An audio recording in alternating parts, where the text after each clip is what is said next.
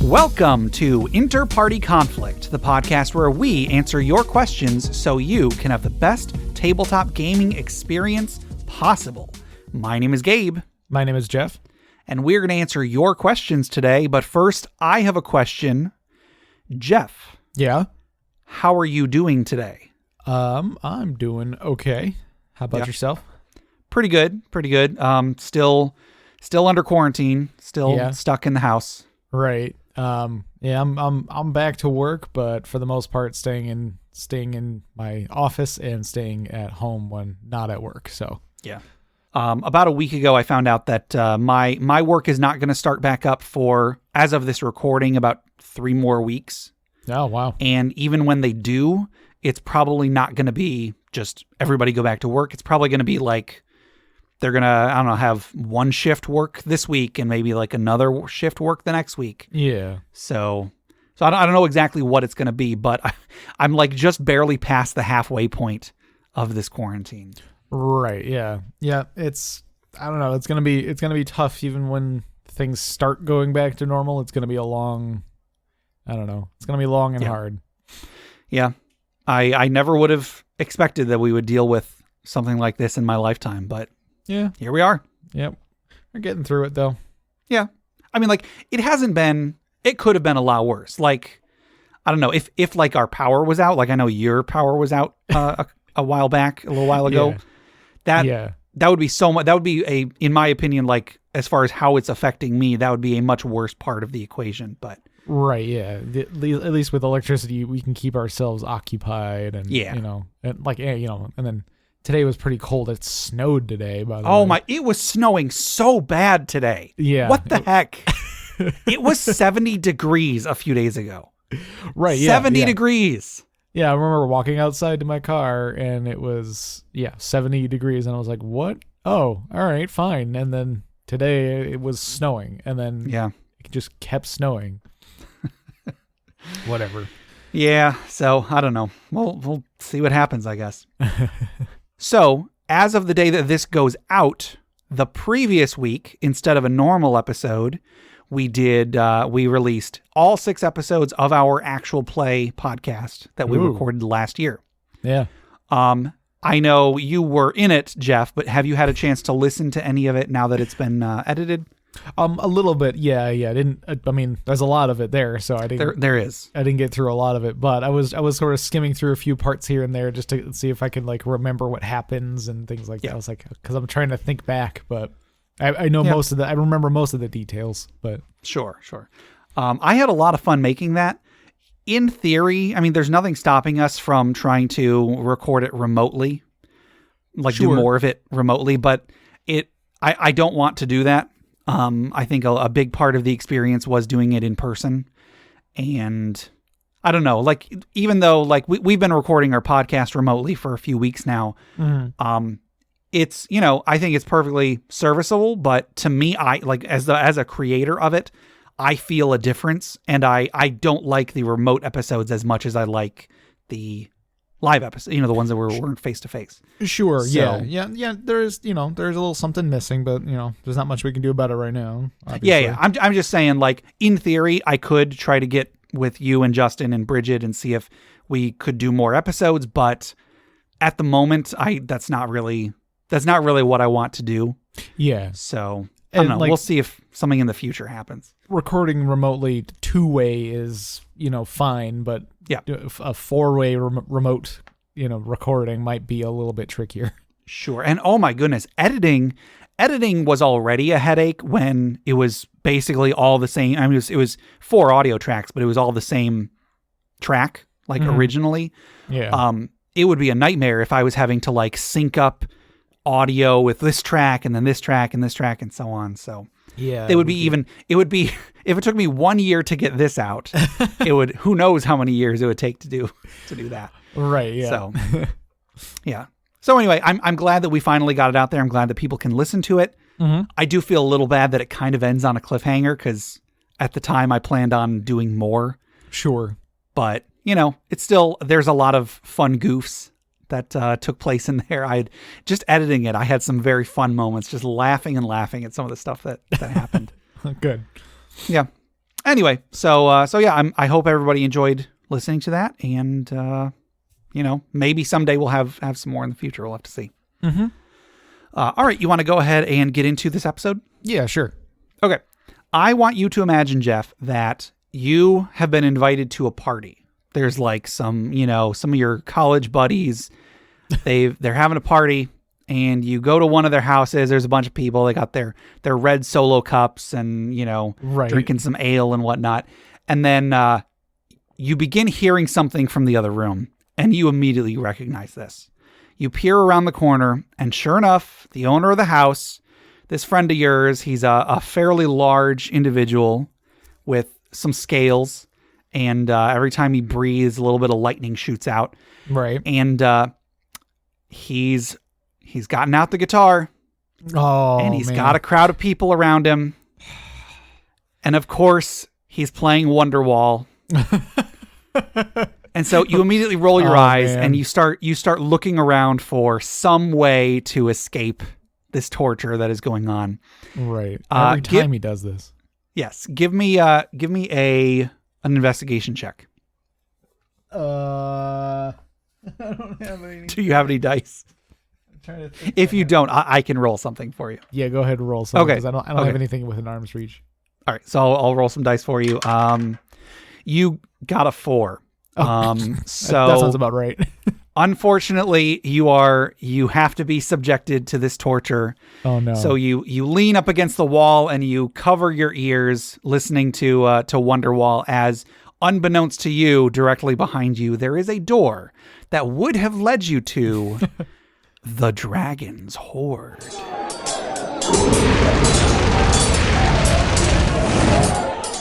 And where everybody left all the coats.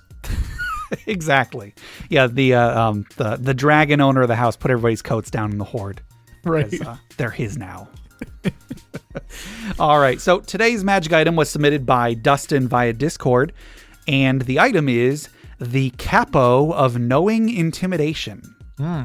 Now, apparently a capo is the little thing that you clip onto a guitar to like tune it or something. I don't know anything about guitars, so I imagine there's the crank, and then there's the part that you pour the oil into.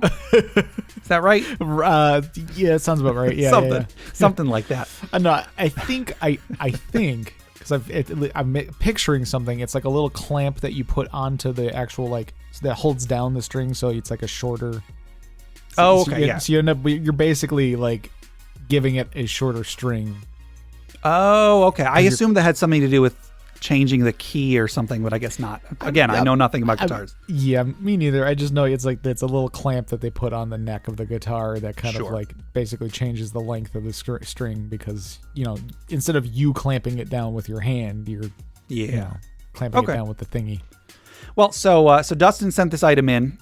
This small mother of pearl clamp allows a bard to temporarily change the tuning on their guitar by holding down all strings simultaneously. Yeah, okay. Yep. By itself, this may prove to be useful for those difficult to play ballads. Yet, should the user attempt to intimidate someone with the song, the true nature of the capo is revealed. Whatever song they sing is changed into a sinister song containing the life story of the target. It also causes all words to be sung in the target's native tongue. This unsettling performance grants advantage on all intimidate checks. However, once the song ends, the singer is not able to remember any details they did not already know and can only speak their own languages. The power resides in the music, not the singer. So, simply put, mechanics-wise, it's pretty simple. It just gives you advantage on all intimidate checks. However, I really like the flavor of this. It very much feels like the Phantasmal Killer spell. Sure. Where you just kind of create an image of whatever the target's worst fears are. And then in that case, they have to make a save and so on and so on. But I love this because you're just singing a song. Like, I even like the idea you weren't actually singing the words that they're hearing. You're singing Wonderwall or whatever. But they're hearing their life story with, sinister details. I'm imagining like they're hearing how they're going to die or something like that. And then, everybody else just heard Wonderwall, but they heard this thing directly at them. And I really like that. This guy gets really nervous whenever he hears Wonderwall. Yes. Actually, you know what this kind of makes me think of is, I think you've seen the movie Tenacious D and the Pig of Destiny. I have, but it was a long time ago, and I don't remember much of the details. So the Tenacious D have this song called Tribute. Yes, I love that song. Yeah, it's a great song, and it's a song that is a tribute to the greatest song in the world, which is a song that they sung but don't remember the words. Yeah. So, but basically, spoiler alert for the end of Pick of Destiny, they come across the devil and they challenge him to a rock off, and then they sing a song, and they don't win the rock off, but they still defeat the devil. Mm-hmm. But then when they get back to their apartment, they're like, man, that song that we sung was really awesome. Yeah. How did it go? Shoot. I don't remember, And so like, I think of this as like, okay, yeah, they sing this song that intimidates their target, and it's in a different language, and it could be anything. Yeah. And then they're like, man, that song was awesome. Yeah. I don't remember the words. Like they spend the rest of their adventure trying to recreate the song or something. Yeah. Yeah, no, that's another way to think of it. I think that's really cool too. Mm-hmm. And I think this is significant just for being like, who has ever seen a magic item that was the little clamp that goes on a guitar? Sure. Yeah.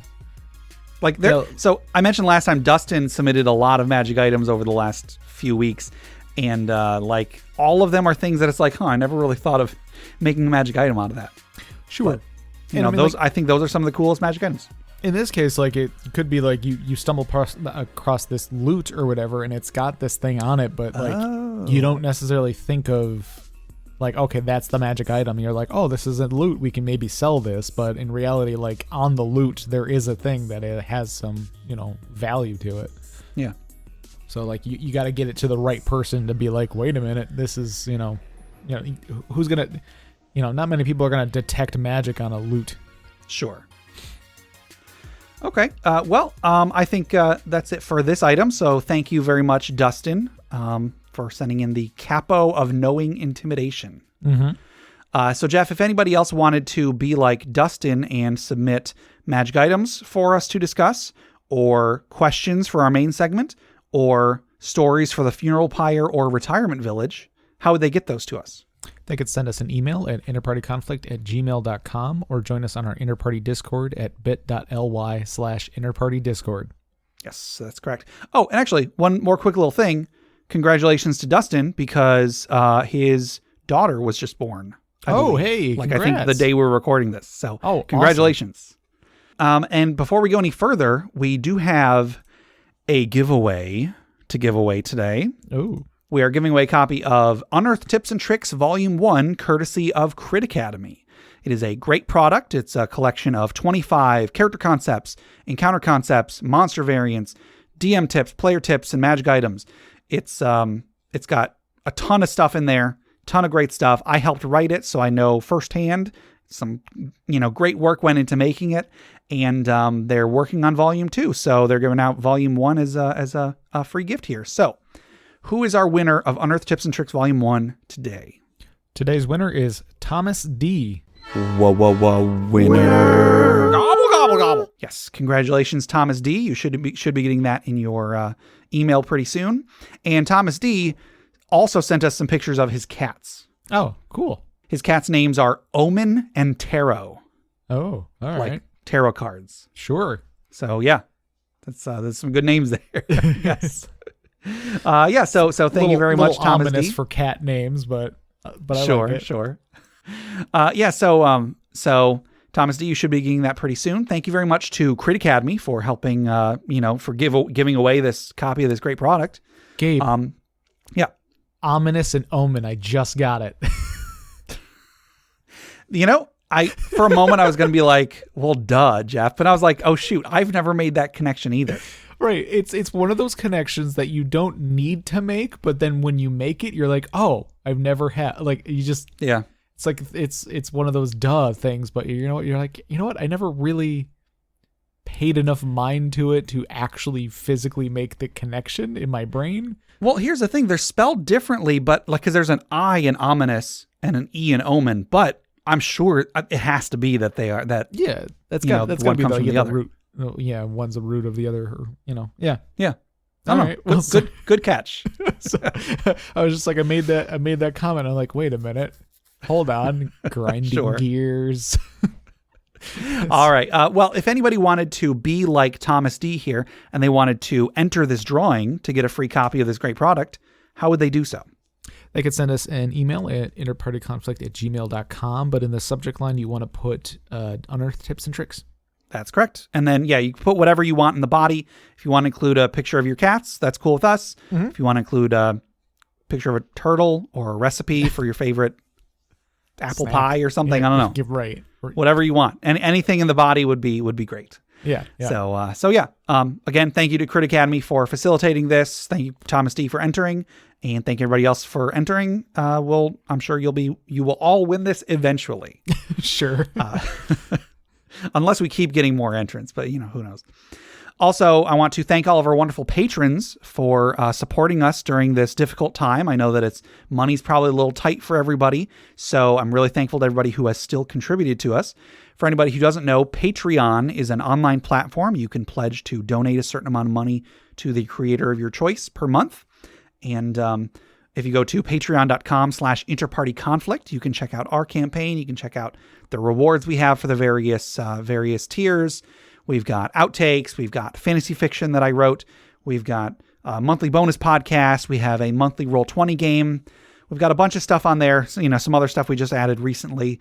And again, I think it's totally understandable if somebody would not want to pay any extra money, especially during now, but any other time.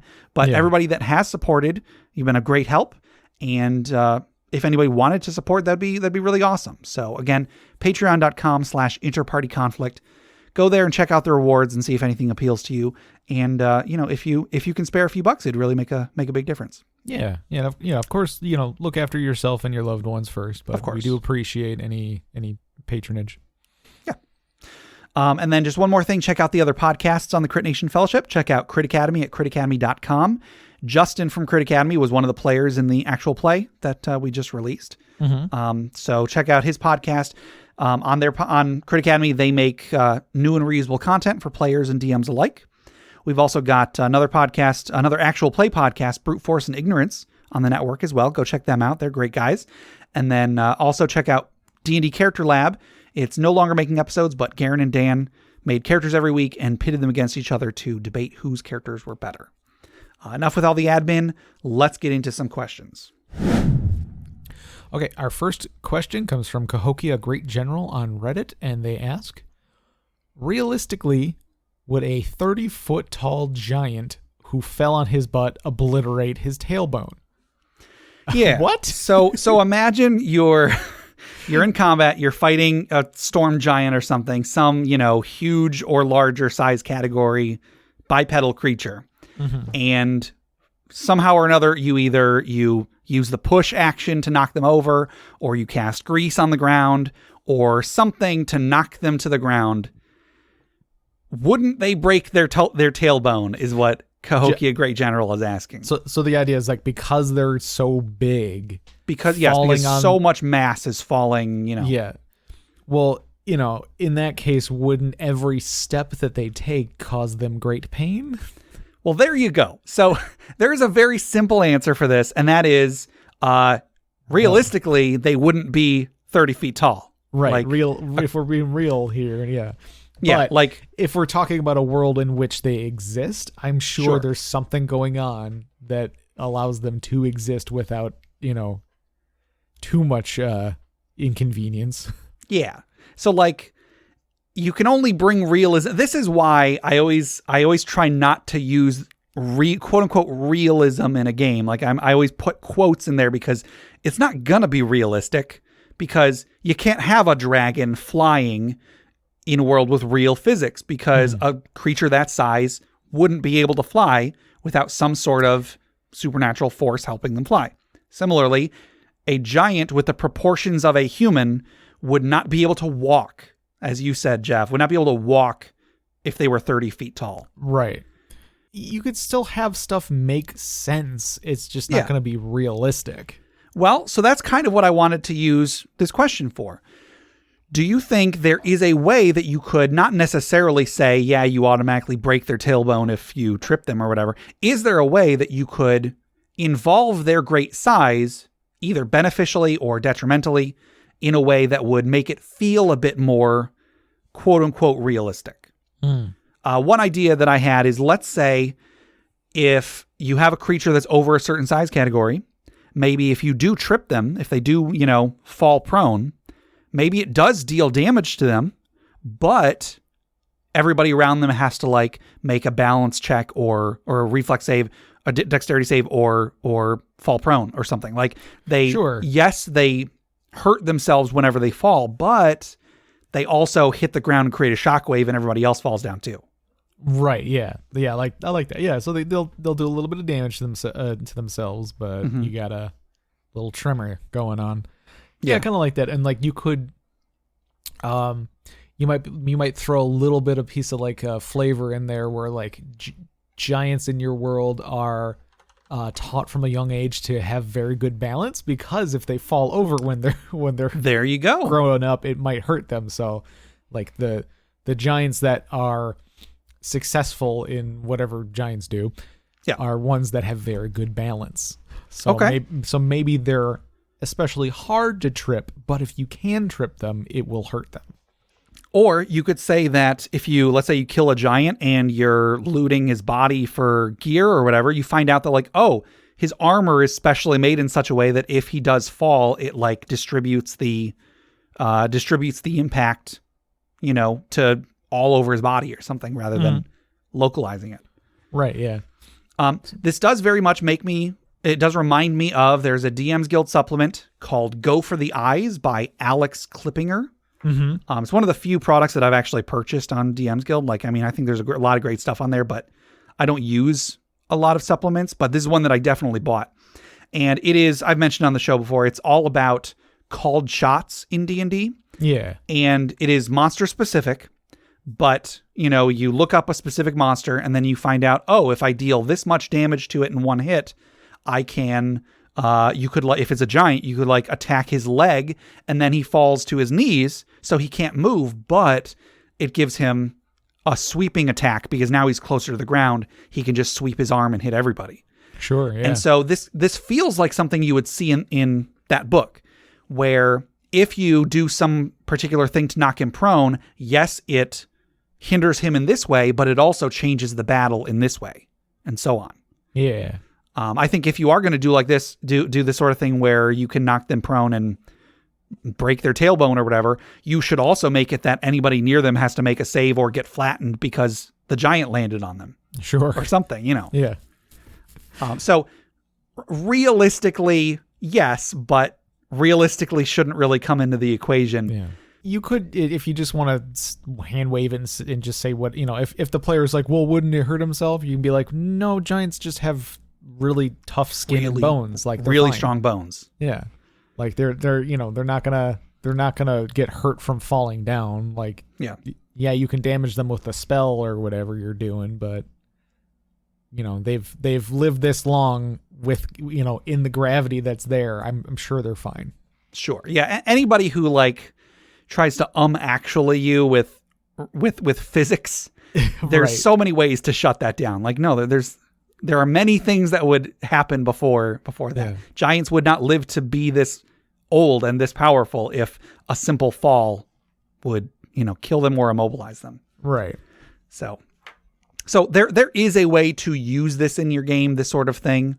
It maybe shouldn't be as easy as, you just knock them prone and then they can't do anything. If that were the easiest way to take out a giant, everybody would do it. Right, yeah. But then again, maybe that is a thing. You encounter a group of not dragon slayers. You encounter a group of giant slayers, and they're like, yeah, we just knock them down, and then they're real easy to pick off because they've injured their tailbone or whatever. I don't know. We run around their legs with tow cables. Yes, there you go. And that's actually kind of my point. In I feel like in Star Wars, the AT-ATs are described as being like, oh my goodness, they're these dangerous things. They're so powerful. What are we going to do? And yet every single time you encounter one in a Star Wars video game, it is the easiest thing to take down because you know exactly what their weak point is. Yeah, you know their weakness immediately because you're like, oh, okay. You just got to wrap a thing around them. Yeah. Like, it makes me wonder, how did they get this reputation for being so deadly if they had such an easy weak point? Yeah. It very well may be just nobody ever thought to do that before. Yeah. Okay. I don't know. It's sort of I don't know, bad writing. Don't want to crap on Star Wars too much, but sure. You know, I like Star Wars as much as the next guy. Sure. But, you know, there's always little things in like sci-fi and action movies and things like that don't make sense, you know. They make sense if you only watch it once. Right, sure. Yeah. You're like, oh, okay, that's cool. Like, because it was a cool moment. It was like, oh, they're going to trip it. Oh, cool. Sure. Similarly, if you are running a game of D&D where one of the players trips a giant and like maybe the DM had realized, oh, this fight's actually way deadlier than I meant it to be. And so when one of the players trips him, the DM's like, oh, you just broke his tailbone and now he's, he can't move and he can only attack you with whatever. I think that would be really cool for the player to feel like they had come up with this great idea and gotten a benefit for it. Mm-hmm. However, if that player then was like, oh, cool, next giant we fight, yeah, let's just trip it. It worked last time. That's when it stops being cool, in my opinion. Once it becomes just the standard approach. Right. So yeah, if it was the only giant encounter in the campaign, yeah, sure, I could see the DM doing this and that'd feel really cool. But if you plan on having a lot of giants, don't do that. Yeah. You don't want it to be the only thing your players attempt. Yeah. You know, like they and then like maybe it doesn't succeed the second time, but they keep trying and it ends up, they end up screwing themselves trying to do this one trick again. Yeah, could you imagine if there was another Star Wars movie where they tried to do the thing on an AT-AT and then it turns out like, no, that only worked the first time because that one was like broken or something. I think, isn't it in the newer movies, like there is a sort of like bigger AT like machine and like in their design, like their legs have ridges on them. Oh, that would make a lot of sense. I don't recall that from that sort of thing. Like I think it's like they have like, I don't know, they just got like little sharp edges along their legs so that a toe makes a lot of would sense. Maybe get cut, Yeah. Or I don't know, have better weight distribution. Sure. But I guess the idea is they're supposed to tower over their enemies and being more, the Empire is more about an intimidation in numbers and, that's true. Having superior firepower versus anything else, really. Yeah. Okay, our next question comes from FX Sin of Greed on Reddit. Is it possible, or should it be possible, to fight with a greatsword in each hand? Yeah. So I've been playing D&D since 3rd edition, and I'm sure it existed before 3rd edition, but ever since 3rd edition, I always see people that are trying to find a way to dual wield greatswords. Greatswords being two-handed swords. Right, yeah. And to me, it just makes no sense. Like, I mean, okay, yes, I understand you want more damage, but there's always ways to get more damage on your weapons, and every time there is an option that seems like it might let you wield a greatsword in two hands, it always has penalties along with it. And so the whole thing just doesn't really make sense to me because it's like, why not focus on something that is a bit easier to do within the rules and is more consistent damage? I don't know.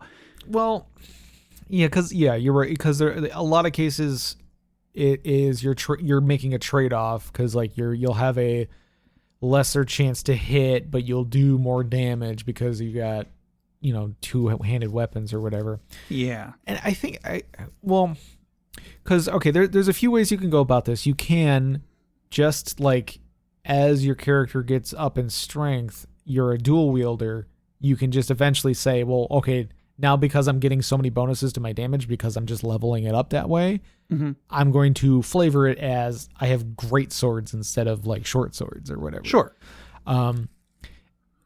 The other way is you could, figure out some way where you can have a penalty, versus reward sort of thing where you're like, yes, you're doing more damage, but it's harder to hit, or maybe you're suffering exhaustion or something. Who knows?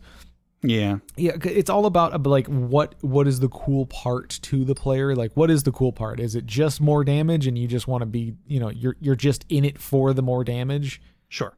That's, I feel like that's going to be more cases than not, but some people just want to be like the cool guy who's like so strong he's wielding two-handed weapons in each hand.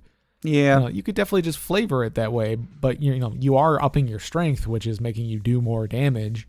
Sure. Maybe somewhere down the line the DM can make something up, or maybe you do have them, or I don't know, some sort of magical weapon, something or other. I feel like in 3rd edition there were feats that got you to that point at some point, or like there was some way to do it. So there was the monkey grip feat. Oh yeah, I don't know if it was in 3rd edition. I know it was in 3.5. The way that it worked in 3.5 was that because of how they changed weapon size categories to work. Right. A large-sized longsword had the same stats as a greatsword. However, you had to be large-sized in order to wield it without a penalty. Yeah. And then the monkey grip feat let you do that just at a lesser penalty. So you were still taking like a -2 to your attack roll in exchange for 2d6 damage instead of 1d6 or 1d8 damage. Yeah. And so, it was like maybe a +2 to damage on average, but it was still a -2 to attack, which if you just used a greatsword, like a single greatsword with both hands, with the power attack feat, which was a feat you probably already had, you could take a -2 to your attack roll with that. So you'd have the same penalty, but with +4 to damage. So like a bigger increase to damage. Yeah. So although in 3rd edition, I saw lots of people trying to do this, like, yeah, I've got monkey grip and like whatever the epic version of monkey grip was, I can use a greatsword in one hand, but I'm still taking so many penalties that I'm not as good with the greatsword in one hand as I would be with the greatsword in two hands. Mm-hmm. And then in 5th edition, there is monkey grip does still exist, but it doesn't work with greatswords. It works with versatile weapons. Versatile weapons are weapons that if you wield them in one hand, they do this damage die. If you wield them in two hands, they do a slightly higher damage die. So monkey grip still doesn't work in 5th edition because you can't use it with a greatsword. You could use it with, say, a longsword, and it would let you get the higher damage die in one hand. Yeah. However, even then, you're basically spending a feat to get a +1 to your damage on average. Sure. So I feel that every time, if you look at the average damages, like if you actually look at the statistics, it's never as good as it feels like it should be. Mm-hmm. Like an average +1 to damage or an average +2 to damage. Sure, that's good, but it doesn't.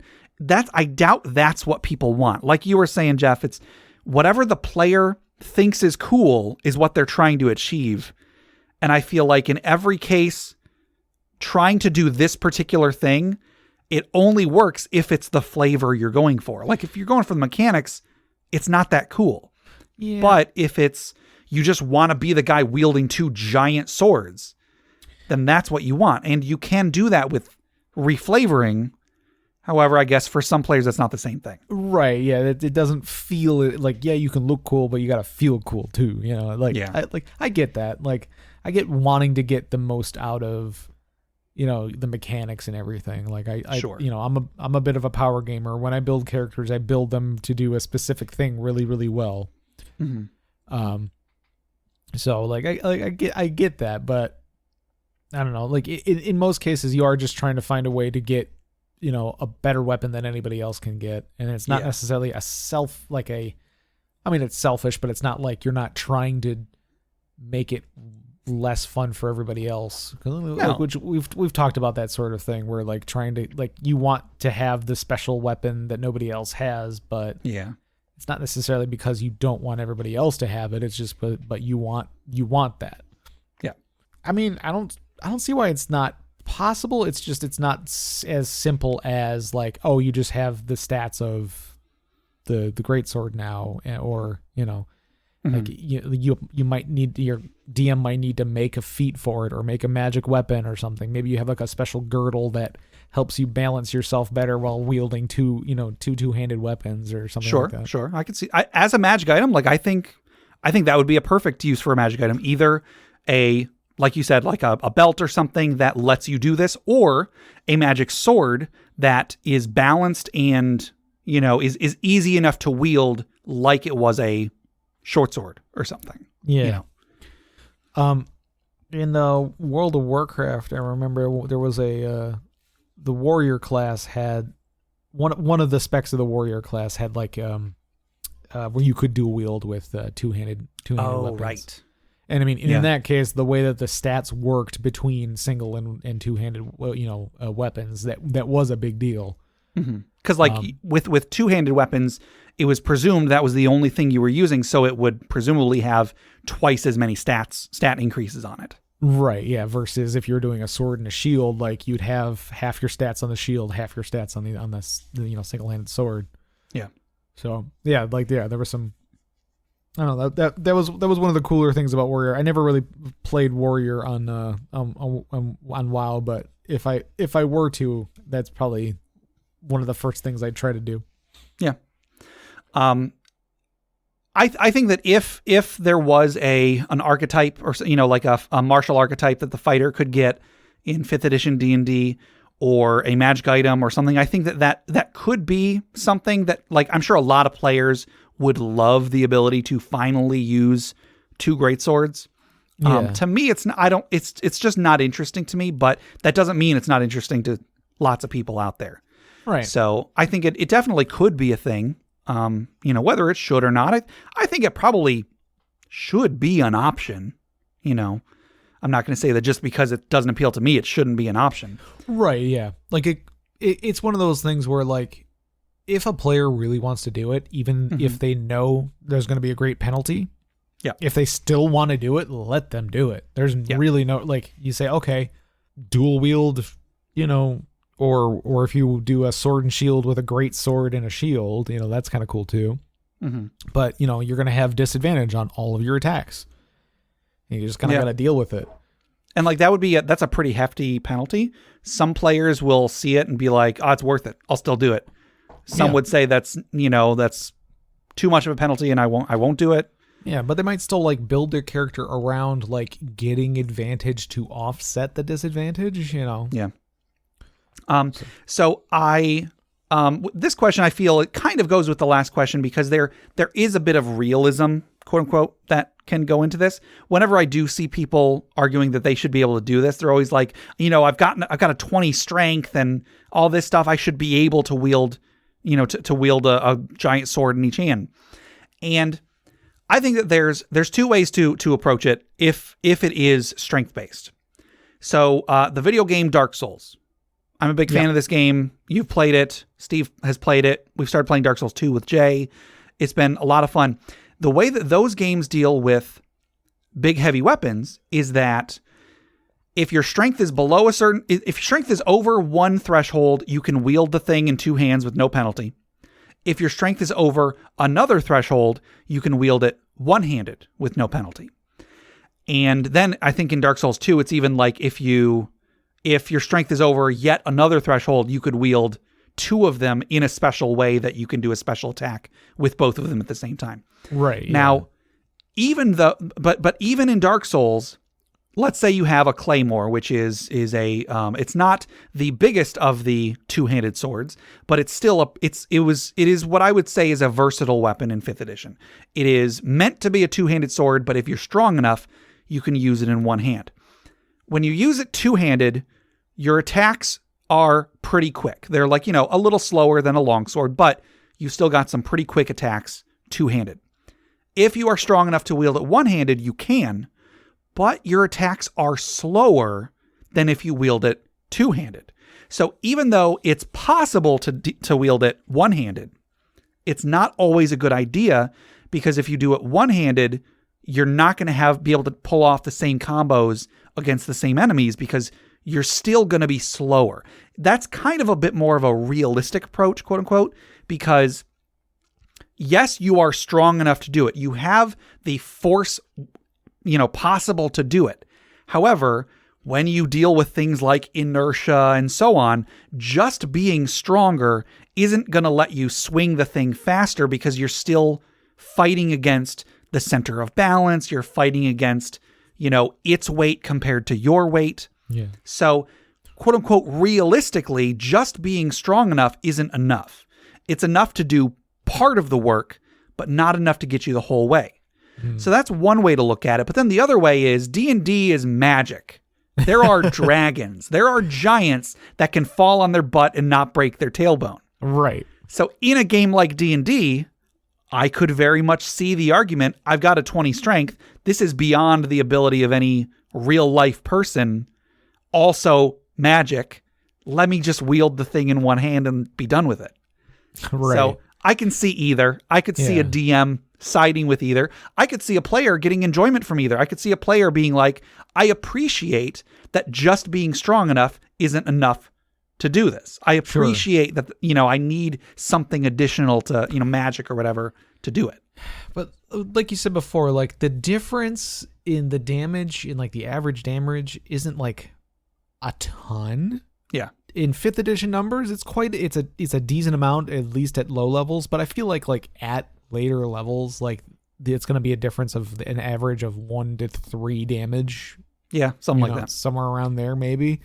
So, I feel like at later levels, it doesn't really matter. They're still only getting a +5 to their, from their strength to their damage. So, it's just maybe a way for them to get a little extra damage from something, some other source. Maybe you have them spend a feat to do it, or I don't feel like it's mid to late levels. I don't think it's going to break the game to just let them do it.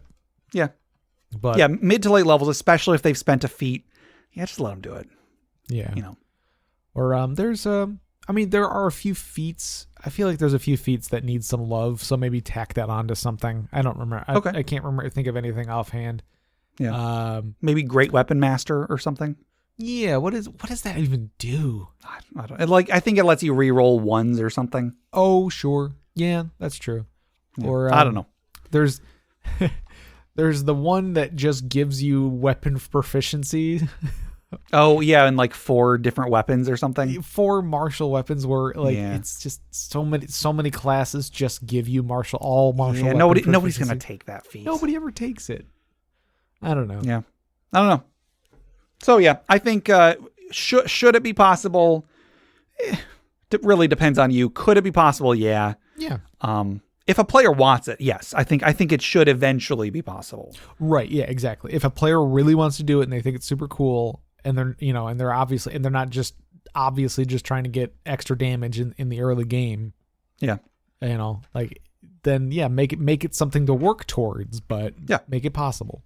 Yeah. One thing I say a lot when I'm online in discussions and stuff is that if a player can give me a good reason why they should have a thing, I will usually try to make it happen. However, it'll let me do more damage. I don't usually consider that to be a good reason. Yeah. If it's something more than that, if it is something story based or whatever, I'll see. I'll work on it. I'll see what I can do.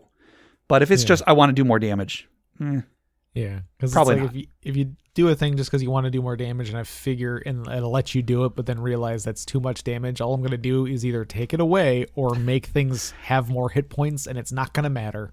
Pretty much, yeah. It's and then at that point, there's just resentment between us. So right. All right, our next question comes from okay, Jeff. What you want me to say your name, right? Seminam. Jeff? Salmon. Sorry, go on. Our next question comes from Salmonam on Reddit, and they ask, should a missed attack ever hit a party member? No. Next question. Sorry, that was a joke. I had the same thought. Yeah, I was like, just no. I mean, like, unless it's like, I don't know, very situational. I feel like, but very, very situational. Like something that's not gonna, like, if it's not gonna be of great consequence, and if it's a joke, yeah, exactly. Go ahead. Like, I feel like if it's a joke, or if it's like, if it's an encounter that you know is gonna like, you know that the players aren't in any real danger. It was just a really bad roll in a silly situation. Yeah, maybe have them like, oopsies, you hit them a little bit and it does a little bit of, like, it does less damage than normal. Don't let them roll their own damage in this case. Yeah, maybe have it do minimum or something. Exactly. Something that's not going to be of any real consequence, but is just sort of like, it might just be like one of those things where it's like, oh, remember that one time you hit me? Come on. Like, it's, right. It's just a thing that can happen that just adds to the story, not necessarily affects the battle, Yeah. I have, there have been a few different, so I've never liked rules that make fighting and combat less, what am I trying to say? I've never liked rules like this. I know that in third edition, there was some rule that, like, if you use a ranged attack on someone that is in a grapple, there's a chance that your attack will hit the grappler instead of it'll hit the person you weren't trying to hit. Right. There was another rule that it didn't make you hit an ally, but if you were attacking an enemy with a ranged weapon and that enemy was in melee, you had a -4 to all attack rolls against them. So, like, they're bobbing and weaving, fighting this other person, so therefore they're harder to hit. Yeah. I can understand the quote-unquote realism there. I get it. I still don't like it because it makes playing certain character types not fun. It makes playing any kind of... It's basically just a feat tax, because then if you're a ranged fighter, you just kind of have to spend the feat that gets rid of that -4 penalty. Yeah. And that's never fun. That never felt like a worthwhile part of the game. When, okay, a little bit to illustrate a point, a little bit of a tangent here. Motion controls in video games rarely feel good. There always feels like you're fighting against the controller as much as you are fighting against your opponent. And a good analogy that I've heard for why motion controls need some more work before they need to be used is, if you're using motion controls to attack an enemy, there's whatever the odds are that it'll misread your inputs, the odds are pretty high. I mean, maybe it's a 10% chance, maybe it's a 5% chance, whatever. If you were playing a game where you just hit A in order to attack the enemy, imagine if 1 out of every 20 times it just didn't work, or it used an item instead of attacking, or it jumped instead of attacking just from pressing that button. That would be unacceptable. So it's not fun when you have something, you need to do a specific task. You know you need to do that task. You know how to do that task, but there's just a layer of static in there. Yeah. Similarly, if there is a chance that when you're attacking someone, you might hit your ally by mistake for no reason except quote unquote realism in this tactical board game or tabletop game, that's not fun. Maybe there's people that is fun for them. I don't mean to disparage those people, but for me and for the games that I want to play in, I never want that to be the case unless it's just a joke, just a goof. If there's ever a chance that someone is going to be really unhappy that happened, that the DM made that happen, unless there's no chance of that, don't do it. Right. I don't know. That's just the way I look at it. I feel like nobody is going to be happy that, yes, my attack hit an ally. I'm so glad we put that rule in this game. Right. That's so great. So anyway, I know it probably sounds like I'm saying my way is the only right way to play. I personally, I cannot get into the head of someone that enjoys this being a part of the game. It feels like that's just a different game to me, Yeah. Critical fumbles, things like that. Exactly. Yeah.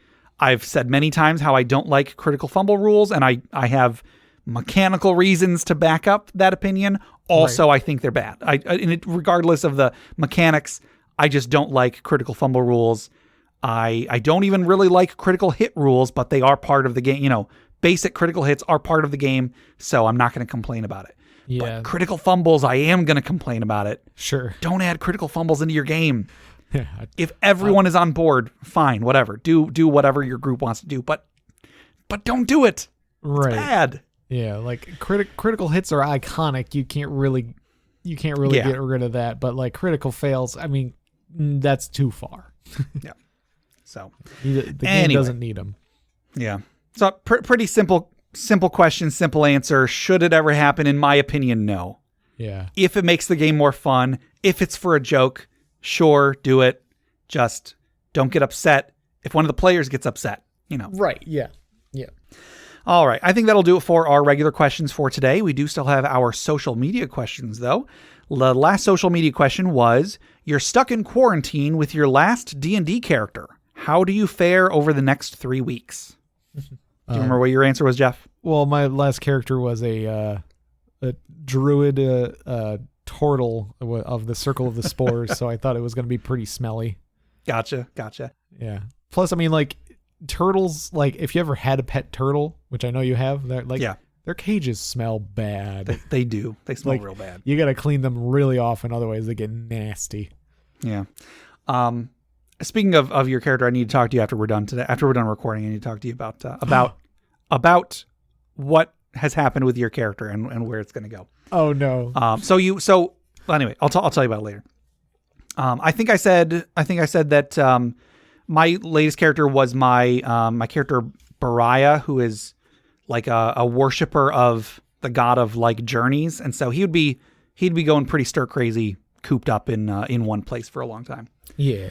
Also, not being able to party with everybody at the bar. That's like, fellowship with his fellow adventurers. That's like, right. That's communion for him. So yeah, we got a few responses. We got a few on Facebook. Sean M says, Tim, emphasis on the there's 2 M's on there. A tiefling warlock who was 26 a few days ago disappeared into some eldritch / great old one non-Euclidean dimension after finding an interesting, in quotes, ritual. Suddenly back into existence, but 60 years older. Ooh. Things are about to get weird in quarantine. And then, of course, he has a picture of the sorcerer Tim from Monty Python. Sure, yeah. Colin W. says, oh man, I'm going to do great, and I don't mean that sarcastically. My last character is a swashbuckling nobleman with dozens of awesome stories to tell. Probably not a lot of gaming, though. He's a sore loser. There you go.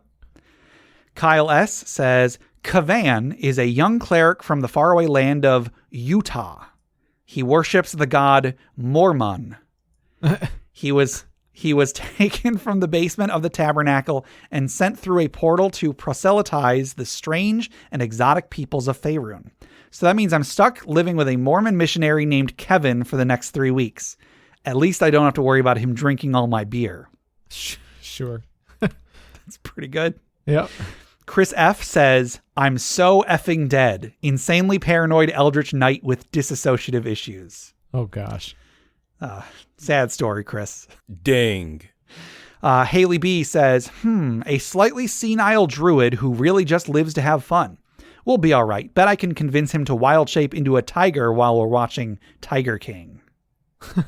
Did you watch Tiger King, Jeff? I have not watched much of it, but Skylar's watched it at least once, if not twice. It's pretty good. Lisa's put it on just as background noise for a while. That sounds exactly right. Yeah. it's just one of the things about this quarantine that is beyond belief. Right. Yeah. Teria says, oh crap, I played chaotic evil rogue warlock drow noble. It'll be a short week for me. And Justin H says, Brick would make us delicious soups and meals from humanoids until we ran out. Oh, no.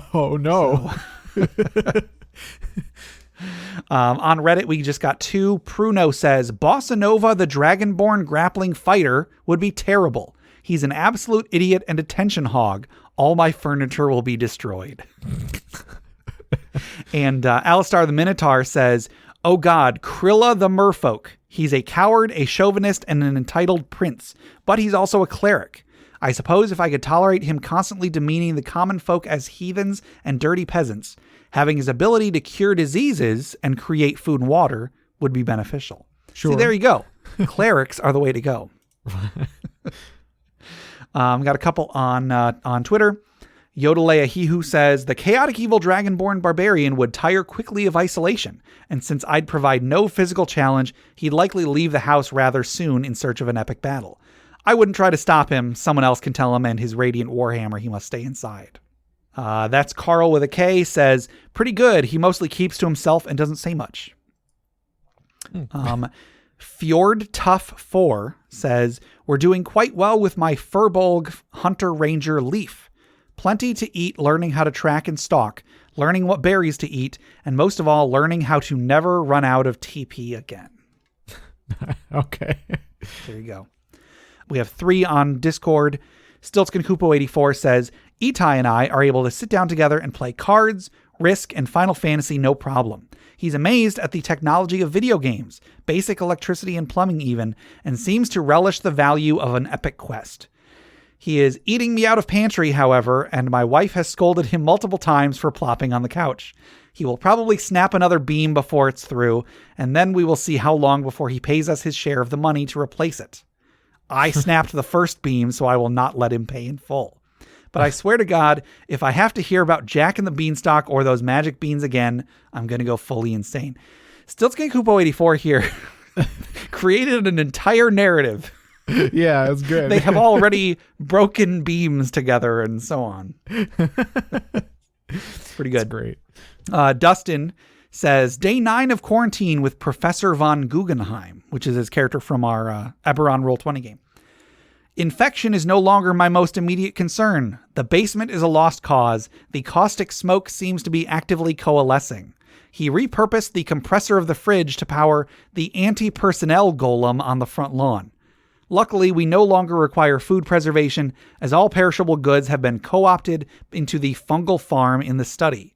He assures me they are all edible, but the fluorescence gives me pause. Even if I manage to survive until the all clear, I shall be forever changed. And then one more. Thoen Frostax says, my last character was Chad the Paladin.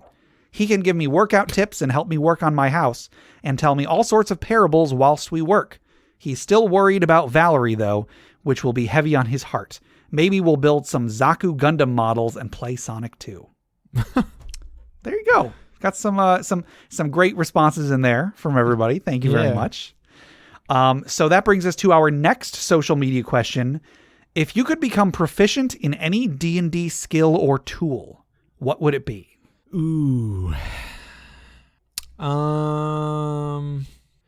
I'd say maybe thieves' tools, not to steal, but you know, for those times where you get locked out of your car or something, you know. Oh yeah, not to steal, Jeff. Oh, no, I mean no, no, not at all. Wink. Wink, right? Yeah.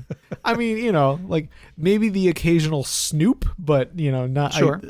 I'm not one to steal or to invade too much privacy. So yeah. But yeah, for the most part, it's just like, you know, I always have a fear of locking myself out of a house. Like Skylar and I have keypad locks. Oh sure. So when they're battery operated. Oh, so if the battery runs out. Yeah, there was a time we went out for a walk, and I thought, you know, like I was like, we were going for a walk. I was like, I don't want my keys like digging into my leg as I'm walking. I'll just leave them. We can just get in through the keypad. Yeah. And it ran out of batteries right as I hit the button to like open it up. It died on us, and I was like, oh crap! And like it took a brief moment to laugh in your face before dying. Right? Yeah. Well, and luckily, like there was enough juice left in it. I just had to wait it out, let it sit for it. Like it was just like there wasn't enough juice in it to like get it in one go. I kind of had to like do it in a couple tries and just sort of like wait it out. But it was like really stressful for like a few minutes. Like we were just like, crap. Well, we're never going to do that again. So I always make sure to bring the keys with me, obviously. But yeah. But if I was proficient in thieves' tools, I'd be like, all right, just do that. Yeah. There was, I a long time ago. I don't remember if I've shared the story on the podcast. I won't really get into it, but I locked myself out of my house right after I bought my house. So I didn't even like have proof that I lived here. I had no documentation on me. And I ended up calling a locksmith. I mean, they didn't ask questions, like, which I guess is a good and a bad thing. But they were just going to pick the lock. But luckily, I found one window that I could get open, so I was able to get inside. I paid them for coming out for the service call, but I didn't actually have them break into the house. Right, yeah. Which sometimes they end up like damaging something that you gotta replace later or whatever. So yeah, but yeah, I don't like. I feel like that's one of the more like day-to-day useful ones. Yeah, I would say that's pretty practical. I've got practical and then I've got cool. Sure. So practical, I would say either something like woodworker's tools or something. You know, that'd be pretty cool to know how to actually build stuff. And then maybe something like athletics. That'd be cool. All right, skill. Yeah, it's skill, not just tool. However, for cool, shoot, Arcana. Like, I would love to know how magic works. You know. Yeah. I guess that's a good point. Yeah. I latched onto the tool side, but wasn't really thinking about all the different skills that are more. I mean, it's fine. Like I said, you went practical. Yeah. Arcana is not practical, but it is cool. Yeah.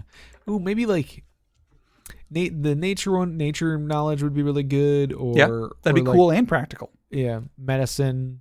Yeah, but like woodworking would be really like woodworking is something that I wouldn't mind getting into. You know. Sure. So a lot of them are good and can be practical, but you're right. Like something like Arcana, like even if you know everything about magic, that doesn't mean you're going to be able to do anything with it. Sure. Yeah. So I'm interested to see what our listeners have to say. Yeah, for sure. All right, that'll do it for our questions today. But before we close out, let's wind down. Let's take a deep breath. Let's remember those who have come before us, who have made the world a better place, as we toss another log onto the funeral pyre.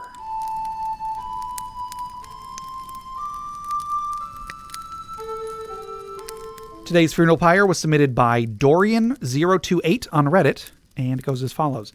Not one of my proudest DM moments, but oh well. When I was a new DM, my players went into a dungeon, and after a boss fight on a second floor, some of them were unconscious. This was 3.5, so there were no death saving throws. One player decided to carry a downed character down the stairs where he could heal him. In all my wisdom, since he had low strength, I made him roll a strength check, which he failed with a natural 1. I said that him and the other character started falling, unless he made an acrobatics check. He failed that too. 1d6 fall damage. Only with a 6, the downed character would have died. Guess what was the result? So yeah, my first ever character death as a DM was by falling down the stairs. Oh gosh. So yeah, there you go. That sounds like a first level adventure right there. Yep, for sure. So I guess let's raise a glass in memory of Dorian028's player's character, who reminds us, watch out for that first step. It's a doozy. Clink. All right, that'll do it for today. To submit questions for us to discuss, items for the Dragon's Hoard, or stories for the funeral pyre, please email us at interpartyconflict@gmail.com. If you want to check out show notes, links to media mentioned on the show, as well as lists of questions and magic items we've covered, go to interpartyconflict.com. You can join the discussion on social media. Find us on Facebook. We're on Reddit. You can find us on our Interparty Discord at bit.ly/interpartydiscord, or on Twitter at InPartyConflict for our weekly social media questions. Your answers might end up on the show. Find us on iTunes, Google Play Music, Stitcher, YouTube. We actually, sorry, I forgot to mention this, I just got us on Spotify and iHeartRadio. Oh, yeah? I feel like maybe last year or longer ago, I tried looking into getting us on Spotify, and there was some reason why I didn't think we could. I was like, oh, we can't do that. There's no way we can do that. Right. And so I just forgot about it for the longest time. I did it today. It took like 30 seconds. I just put in our information and then we were done. Yeah. So I don't know. anyway, Maybe they opened it up. I don't know. Maybe. So yeah, you can find us on Google Play Music, iTunes, Stitcher, YouTube, Spotify, iHeartRadio, lots of stuff. Anywhere you download podcasts. Please rate, review, subscribe, or just tell a friend. If you'd like to support the show monetarily, you can check out the rewards at patreon.com/InterPartyConflict. There's a few different tiers, so anything you can spare, even $1 a month, would go towards making the show better, and you'll get bonus content for it. Jeff, tell us about FriendQuest. FriendQuest is a YouTube channel where we play video games. Cool. Speaking of video games, check out my side project, the Arcade Memories Podcast. If you'd like to submit anything for a potential future episode, you can send it to arcadememoriespodcast@gmail.com. Also, head over to bit.ly/InterPartyConflict to take a short survey about our show. What you like, what you don't like, etc. And just for taking it, you'll get 2 free printable board games, courtesy of Mary and Tom over at hollandspiel.com. And our music is made by Boxcat Games from Nameless the Hackers RPG. So, Jeff, until next time, I've fallen and I can't get up.